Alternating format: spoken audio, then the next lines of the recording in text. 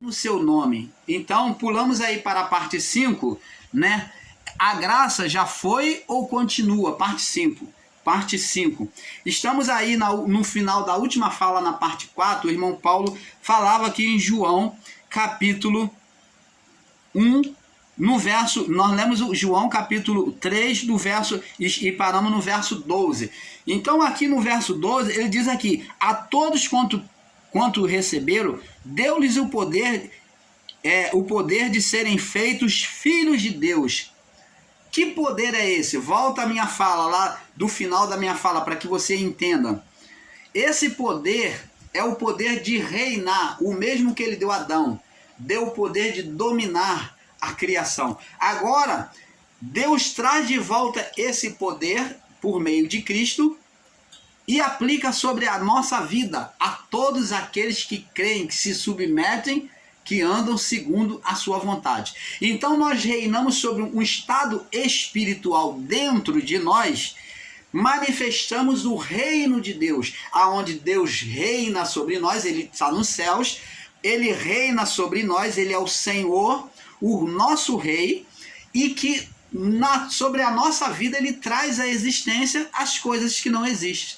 Ele nos favorece, ele nos ajuda, ele mostra e manifesta a nós a sua vontade, o seu amor.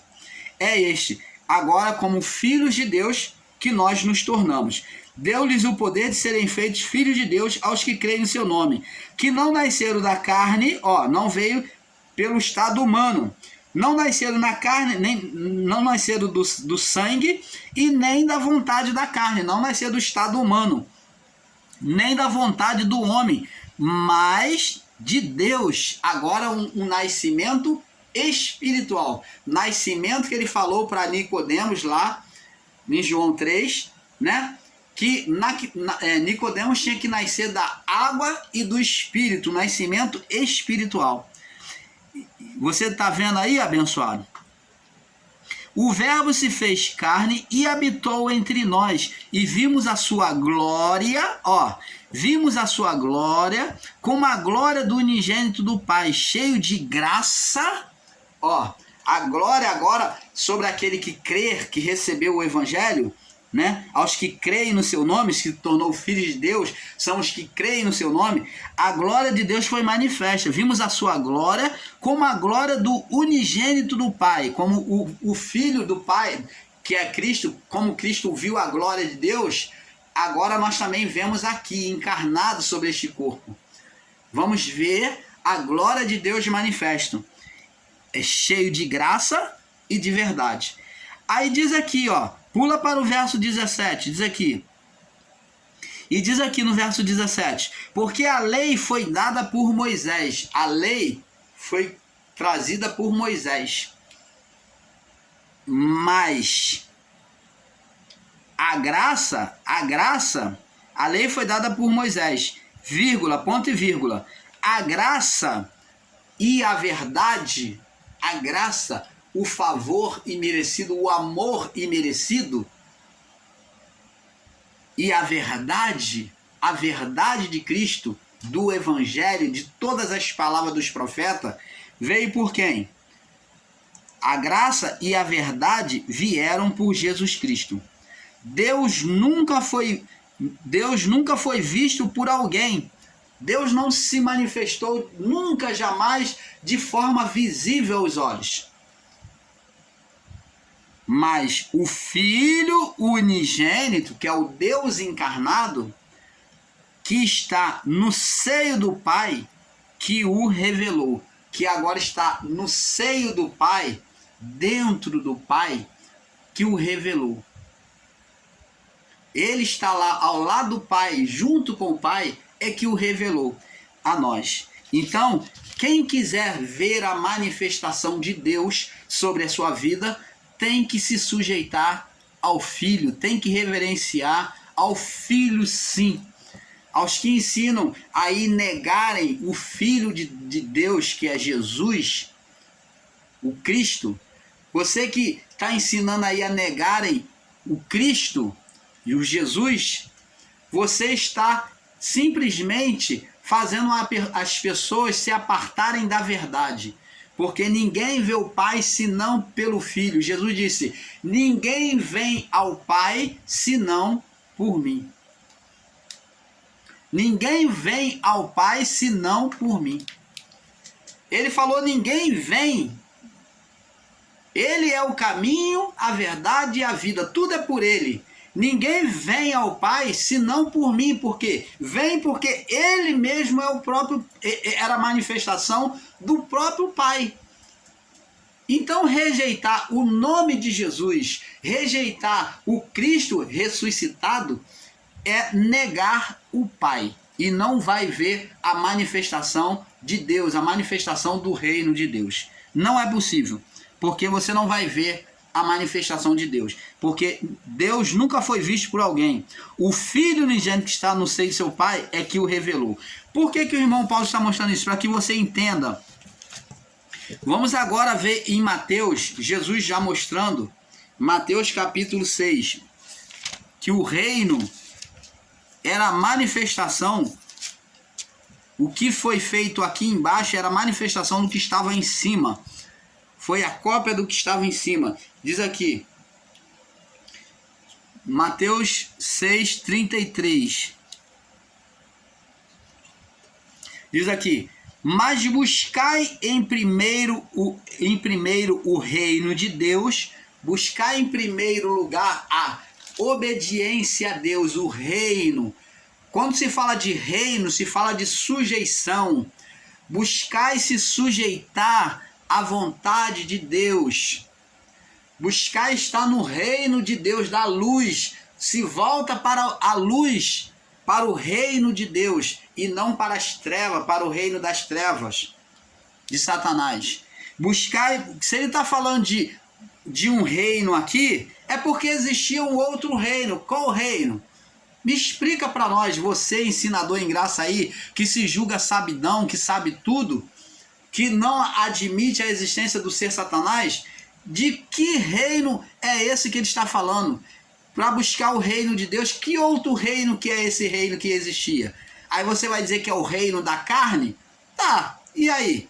Mas qual é o reino que existia que Paulo diz? Que toda a escritura está mostrando o tempo todo por meio de Paulo e por Cristo. O reino das trevas, o reino de Satanás, o príncipe deste mundo. Não foi dito isso? Jesus, quando estava prestes a ser entregue na cruz, ele falou: ó, já é chegado a hora do Filho do Homem ser entregue ao príncipe deste mundo. Vem vindo aí o príncipe deste mundo, em que o Filho do Homem será entregue. Você está vendo? Então, o príncipe deste mundo, ou o reino das trevas, era o próprio Satanás. Era o príncipe do ser espiritual que Adão gerou. Agora também em Mateus capítulo 11, vamos ver em Mateus capítulo 11, no verso 12. Então temos que buscar o reino de Deus e a justiça, para que a vontade de Deus seja manifesta. Então, se você quer ver o reino de Deus manifesto na sua vida, busca obedecer a palavra do Pai, a vontade do Pai. Larga as carnalidades, larga a vida de pecado carnal, dos desejos malignos que você está vivendo, que você foi até envolvido, né, enganado por esses homens aí que diz que não tem pecado e está aí na devassidão do pecado, né? Você está num relapso da sua vida aí, né? Se entregando ao pecado. Então larga isso e volta a viver, volta à prática ao primeiro amor, volta à prática à obediência à vontade de Deus. Mateus capítulo 11, no verso 12. Faça isso e você viverá o reino de Deus. Agora vamos observar o que Jesus falou aqui, ó.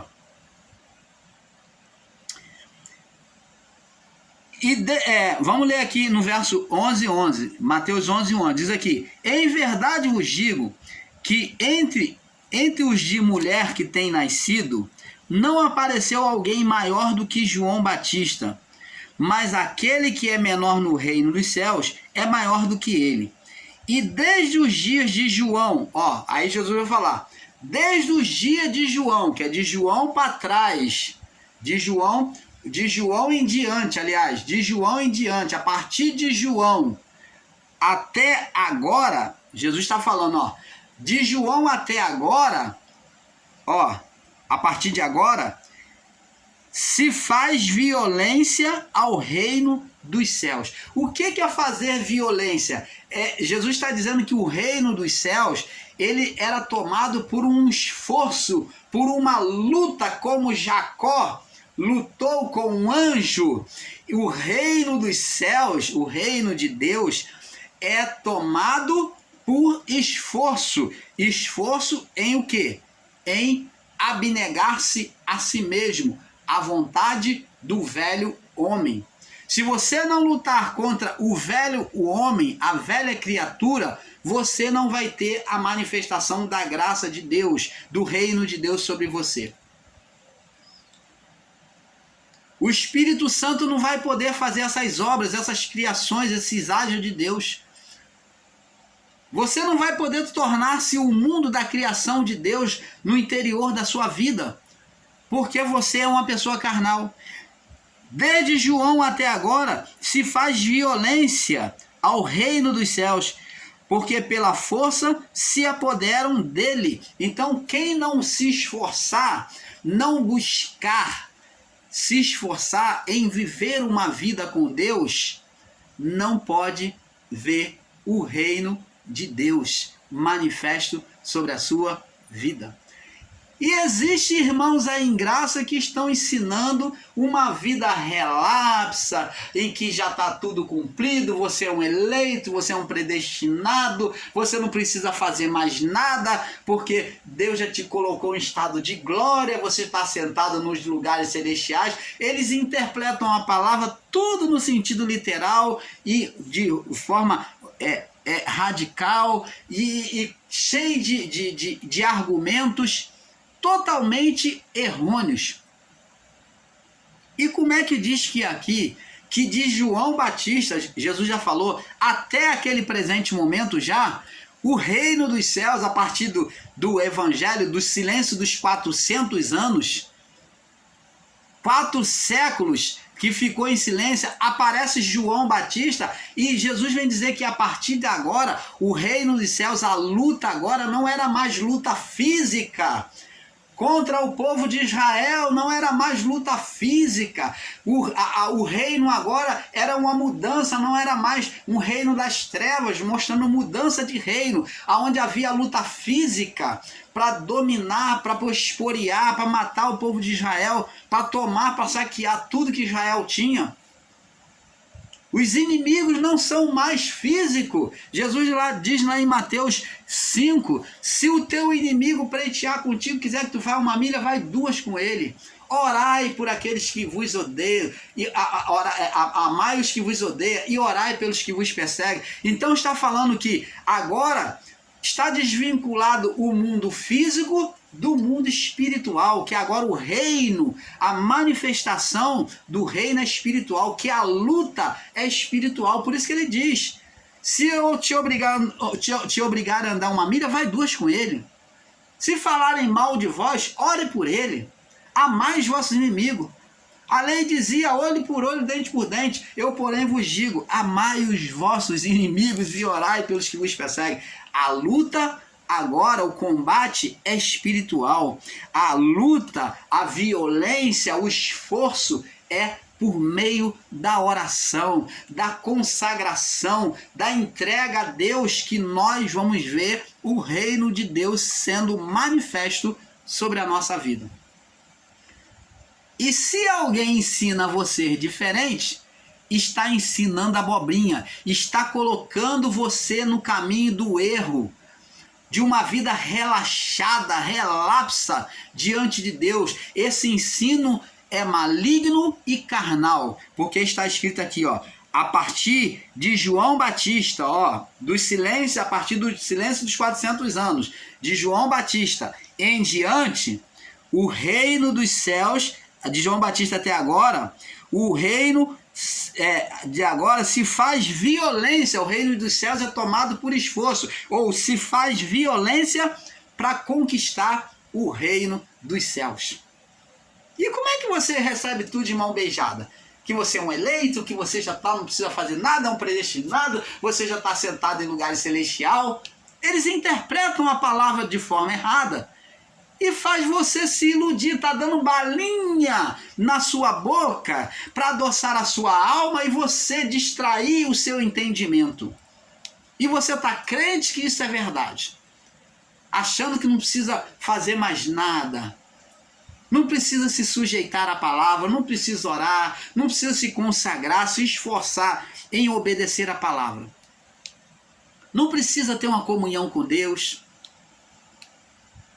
Mas está aqui, ó. Desde João Batista, quer dizer, vou traduzir para você. Agora vou traduzir agora com entendimento nosso agora. Vou traduzir esse verso 12 aqui, ó. Mateus 11, 12. Diz aqui, desde João Batista até agora, está dizendo, a partir do silêncio dos 400 anos, a partir de agora, a partir do silêncio dos 400 anos, daqui para lá, o reino dos céus é tomado por esforço, por violência, por esforço humano em obedecer a Deus, em luta de oração. Ah, então é por isso, irmão Paulo, que Jesus passava a madrugada e noites no monte orando, se consagrando, jejuando. Jesus passava lá em comunhão com o Pai, em jejum e oração. Por isso que ele se consagrava, por isso que os discípulos se consagravam, por isso que Paulo jejuou. É verdade. Por quê? Para manter o quê? A vida carnal, o quê? Sob domínio. Ela sujeita à vontade do Espírito. Para manter a vida, a vontade carnal sujeita à vontade do Espírito, e não o contrário, da carne dominar o Espírito humano. Então, por isso que Paulo disse, o Espírito luta contra a carne contra o Espírito. Então, essa violência é justamente de sujeição a Deus, de combater contra as forças espirituais das trevas, por meio da oração. Essa é a violência.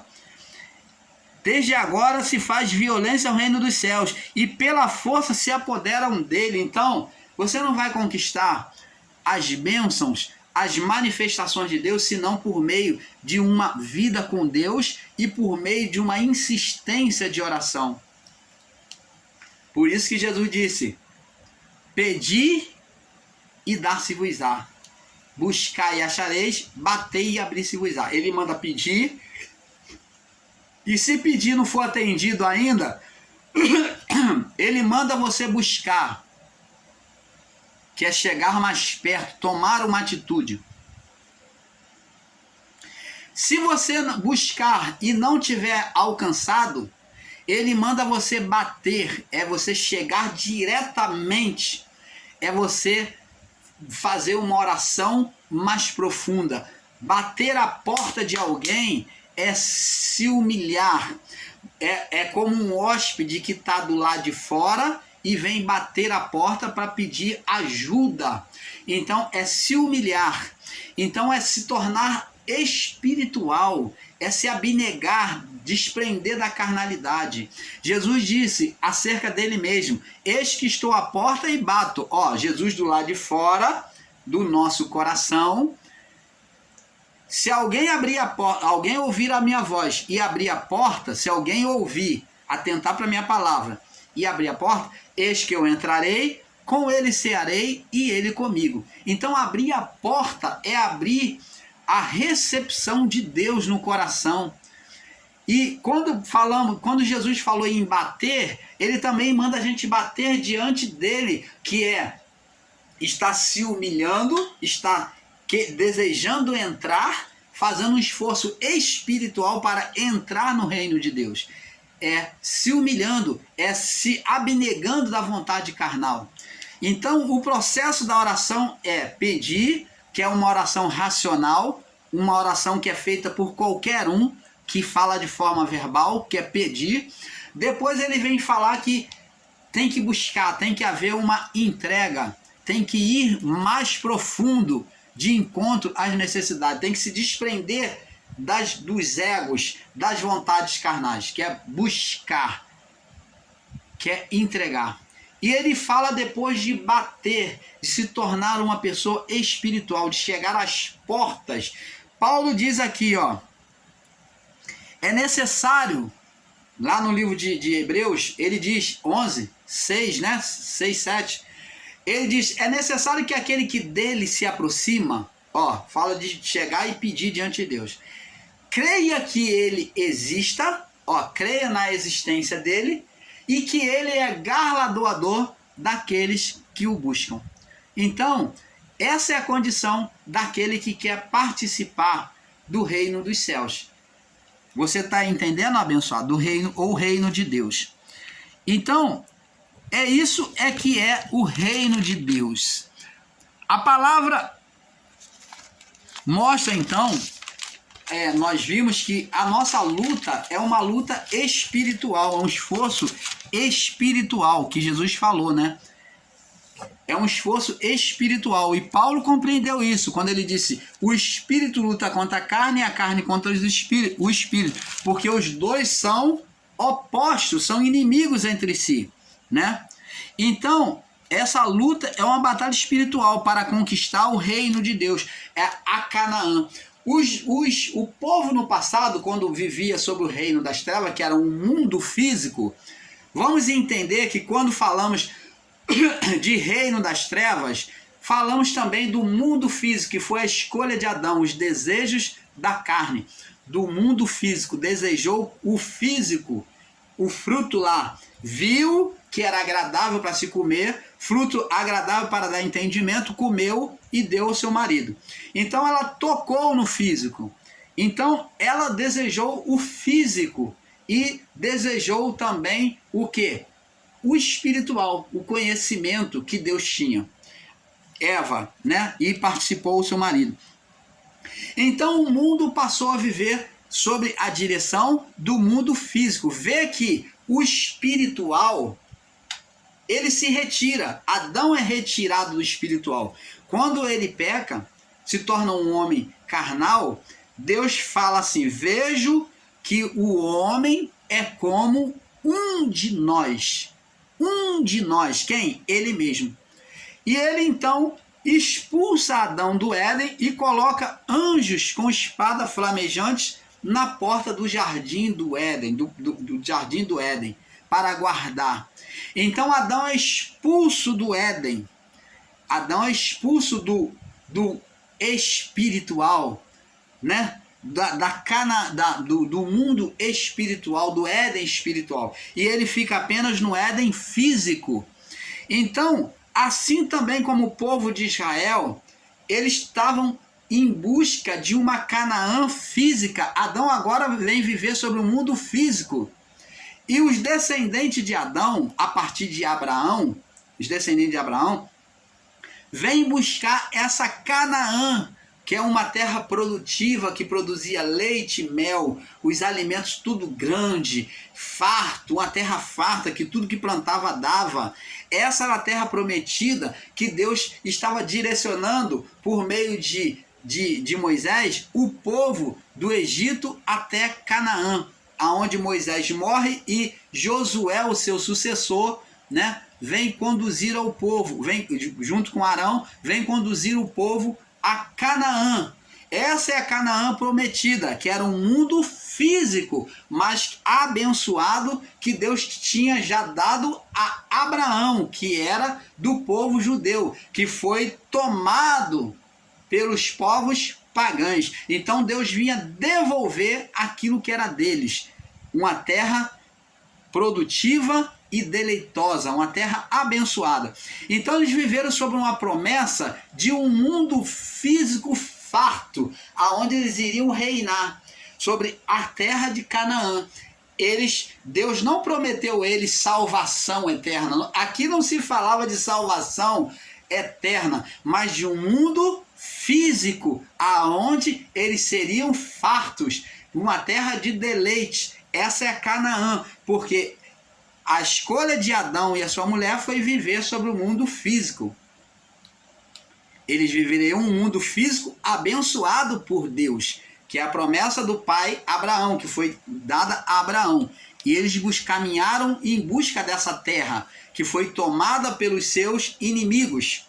E lá existiam gigantes. Então, só que Cristo, no novo reino, no reino espiritual, trazendo a graça, quando a graça chegou, Cristo veio apresentar um reino espiritual e não um reino físico, não um reino físico onde o espiritual dominava, mas Cristo como um líder, né, um rei físico em meio aos homens, ele fez o inverso de Adão. Ele fez o inverso de Satanás. Satanás era espiritual reinando sobre o mundo físico. E Cristo veio físico reinando sobre o mundo espiritual, apresentando uma promessa espiritual. Satanás ofereceu a Jesus o mundo físico. Tudo isso te darei se prostrado me adorares. E Cristo vem oferecer um mundo espiritual, dizendo para ele que somente ao Senhor teu Deus adorarás e só a ele servirás, né? Então, Cristo agora, a batalha agora é espiritual, é no mundo espiritual, por meio do interior do homem, na mente, né? Satanás, ele se tornou no pecado do homem, quero que vocês entendam, irmãos, ele se tornou as vestes de Adão. Foi por meio das vestes de Adão, como já falamos nos vídeos anteriores, na parte 3 e 4, foi por meio das vestes de Adão que Satanás teve vida. A mistura do quê? Dos sentimentos malignos aplicados sobre aquele estado, aquele sentimento maligno, sobre aquelas vestes que Adão estava vivendo, ele e a sua mulher, vestindo aquelas vestes de glória, na cumplicidade, juntando os dois, gerou uma vida espiritual, um ser espiritual. Então foi, na verdade, o poder de Deus que virou-se ao avesso, criou vida ele criou vida por onde? Pelos desejos do homem, que capacitou trazer vida espiritual, gerou vidas espiritual. O homem tinha uma duplicidade de corpo, o corpo físico e o corpo espiritual. Pelo corpo físico ele geraria o físico, pelo corpo espiritual ele geraria espiritual. Na escolha do homem, o homem preferiu gerar o físico e desprezar o espiritual. Então, ele desprezou o espiritual para Deus e gerou para o quê? As trevas. Gerou um ser espiritual, Satanás. Então, as vestes de Adão, ativada nas trevas, Satanás tornou-se as vestes de Adão, ativado nas trevas espirituais. Agora vamos ver, amados, algumas outras referências. Vamos lá para que entendamos agora sobre o reino. Vamos aprofundar um pouco mais ainda, né? Vamos aprofundar um pouco mais. Estamos na parte 5, né? Agora vamos lá no livro de Efésios. Vamos ler o livro de Efésios, compreender a palavra de Paulo, que esses irmãos aí estão totalmente equivocados, fazendo uma falsa interpretação da palavra de Paulo no livro de Efésios. Vamos ler agora com o Espírito de Deus iluminado sobre a nossa mente. Iluminando a nossa mente. Vamos ler agora. Vamos ler Efésios 2, vamos entender. Agora vamos entender. O irmão Paulo fez, durante todas essas partes aqui, uma introdução para que você entenda. Agora vamos ler aqui. E diz aqui Paulo, ó, falando sobre a salvação pela graça. O que é a graça? Já explicamos. É o favor, o amor imerecido de Deus ao mundo, à criação. Deus amou o mundo de tal maneira que deu seu Filho unigênito para que todo aquele que nele crê não pereça, mas tenha a vida eterna. A lei foi dada por João, a lei foi dada por Moisés. A graça e a verdade vieram por meio do Filho de Deus, né? Por meio do Filho unigênito de Deus. Então a graça, que é o amor, foi manifesto, o amor de Deus foi manifesto por meio do Filho, que é o próprio Deus encarnado.